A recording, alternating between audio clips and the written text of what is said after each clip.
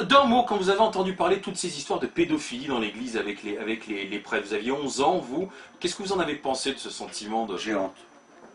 J'ai honte. Jamais ça ne vous est arrivé, ça? Si, mais ça ne m'est pas arrivé avec des curés, ça m'est arrivé en orphelinat. Nous avions des attouchements. Même nos juges, puisque vous voulez me faire parler, je vais vous dire, même nos juges, les juges pour enfants, dans les années 50, faisaient des attouchements sur les enfants dans les orphelinats. L'orphelinat Saint-Vincent-de-Paul, c'est connu. Il y a de grands politiques qui ont des dossiers. Ah bon? Ben, c'est pour ça qu'ils ont fait une belle carrière. Non, vous rigolez. Bah évidemment.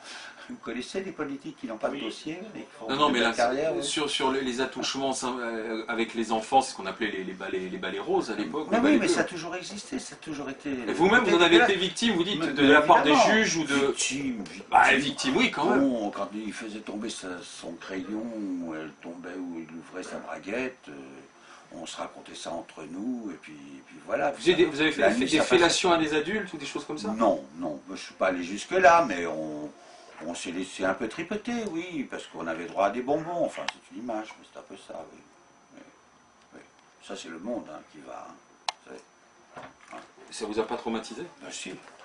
C'est pour ça que quand on en parle aujourd'hui, je trouve ça... Ça me fait frémir même, que ça existe encore. Vous savez, mais les orphelinats aujourd'hui c'est sordide, on croit que tout a évolué, tout ça, c'est sordide. Ces histoires d'abandon, d'adoption. Ce qui est terrible à votre on époque, retire c'est aux des gens enfants. qui abusaient de leur Non, autorité mais aussi. déjà, le fait de disposer de la vie d'un enfant, alors que ce n'est pas le vôtre, je trouve ça très sincèrement épouvantable. Et vous œuvrez, vous militez contre ça aujourd'hui encore? Parce que vous êtes assez discret Non, sur je ne votre... suis pas un militant. Je ne suis pas un militant. S'il faut ouvrir ma gueule, je l'ouvre, mais je ne suis pas quelqu'un qui va... Je ne suis pas armé pour ça. Je ne suis pas armé. Mais tout à Pas l'heure, suffisamment bien entouré pour ça.